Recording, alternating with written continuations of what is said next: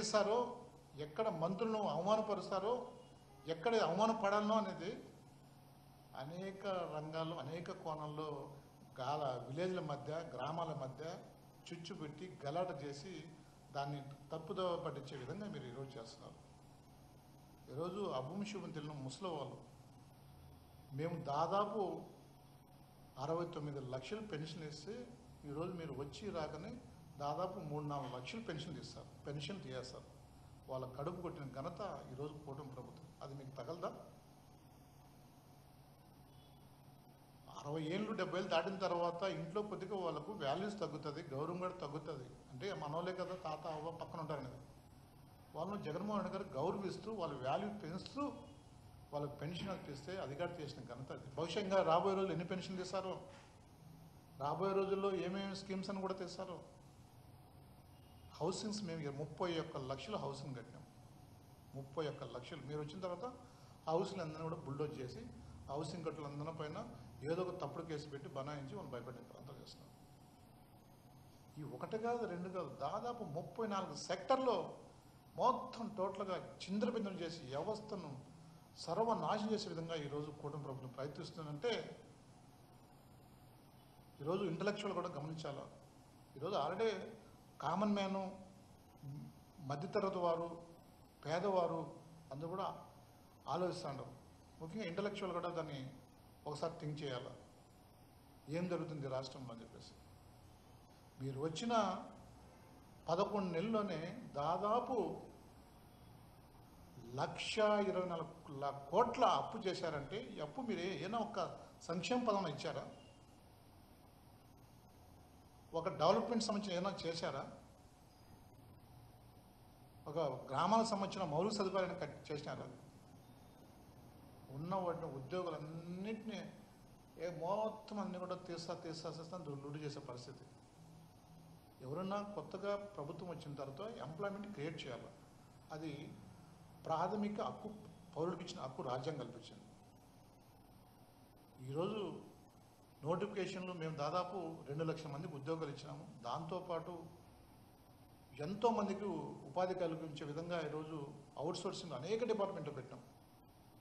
APMDC కానీ, fibre net కానీ, housing కానీ, రెవెన్యూ కానీ, పర్మనెంట్ ఉద్యోగులు నర్సింగ్ కానీ, డాక్టర్స్ కానీ, అసిస్టెంట్ ప్రొఫెసర్ కానీ, ఇరిగేషన్ కానీ, ఎస్బిడిఎస్లు కానీ అన్నీ చేశాం. మీరు వచ్చిన తర్వాత టార్గెట్ చేసి మొత్తం తొలగించే పరిస్థితిని చేశారు. వాళ్ళ కడుపు మండదా? వాళ్ళ కడుపు కోత మీకు తిరిగి ఇస్తారు కదా దేవుడు, ప్రజలు ఇస్తారు కదా. కాబట్టి ఇప్పటికైనా మీరు చెంపలు వేసుకొని ముక్కు నేలకు రాసి కూటమి పెద్దలు చేసిన తప్పులు మాని ఇప్పటికైనా మీరు ఇచ్చిన సంక్షేమ పథకాలు, మీరు ఇచ్చిన హామీలు, సూపర్ 6 ఎన్ని పథకాలు మీరు ప్రజల్లోకి ఇవ్వాలని చెప్పేసి వైఎస్ఆర్ పార్టీ తరఫున మేము డిమాండ్ చేస్తున్నాం. లేదంటే రానున్న రోజుల్లో ప్రజల పక్షాన ఖచ్చితంగా మా నాయకుడు జగన్మోహన్ రెడ్డి ఆధ్వర్యంలో ఇప్పటికే స్టార్ట్ అయింది. ఇప్పటికే అన్ని మండలాల్లో, అన్ని తాలూకాల్లో, అన్ని జిల్లాల్లో జగన్మోహన్ రెడ్డి రాక కోసం అందరూ వెయిట్ చేస్తున్నారు. ఎందుకంటే తనకు జరిగిన అన్యాయం, తనకు జరిగిన బాధలు, తనకు జరిగిన చిత్రహింసలు, తనకు జరిగిన అనేకమైన ఇబ్బందులు ఇవన్నీ కూడా జగన్మోహన్ రెడ్డి గారు మొరబెట్టుకోవాలని, ఆయన వినియోగించుకోవాలని చెప్పి ఈ రాష్ట్ర ప్రజలందరూ కూడా ఎదురు చూస్తున్నారు. ఇప్పటికైనా ఆయన రాక ముందే మీరు చేసిన తప్పులు చెంపలేసుకొని సంక్షేమ పథకాలు మీరు సూపర్ 6 ఏదైతే ఇచ్చినారో అవి గ్రౌండ్ చేయండి. లేదంటే ప్రజలు మిమ్మల్ని కూటమి నాయకులను గ్రామాల్లో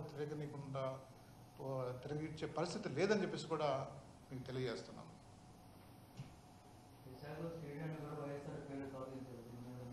ఇంకా అంత దారుణం అంటే ఇప్పుడు 2004 అధికారంలోకి వచ్చిన దివంగత నేత రాజశేఖర రెడ్డి గారు ఎంతో పెద్ద మనసుతో అనేక రంగాల్లో ముఖ్యంగా స్టూడెంట్స్ కానీ, క్రీడాకారులు కానీ చాలామంది కూడా మన యొక్క ఆంధ్రప్రదేశ్కి ఒక బ్యాక్ బోన్ లాగా, ఒక ఆనిముత్యంలా దేశానికి అందించాలా, దేశానికి ఆడించాలా, ఇంకా ఇంటర్నేషనల్ ఆడించాలని ఒక పెద్ద మనసుతో స్టేడియం కడితే దాన్ని ఈరోజు పేరు మార్చి మర్మూతుల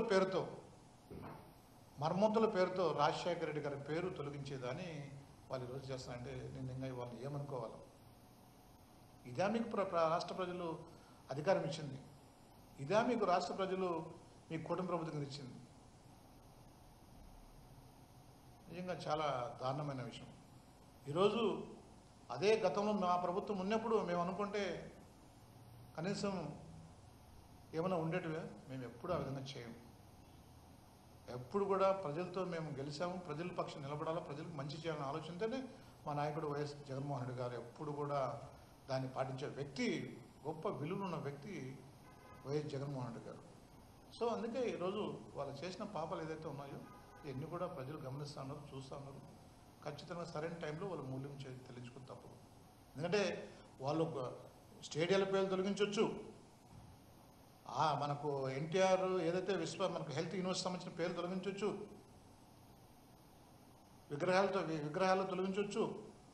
కానీ స్థిరస్థాయిగా ప్రజల మనసులో, ప్రజల గుండెల్లో, ప్రజల హృదయాల్లో స్థిరస్థాయిగా బంగారు అక్షరములతో, సువర్ణాక్షరంతో డాక్టర్ వైఎస్ఆర్ రాజశేఖర్ అనే ఒక గొప్పది వాళ్ళ మనసులో పెట్టుకుంటారు. దాన్ని తరాలు చేసిన ఆ యొక్క పేరును చెదరవేయలేరు. ఇది నగ్న సత్యం.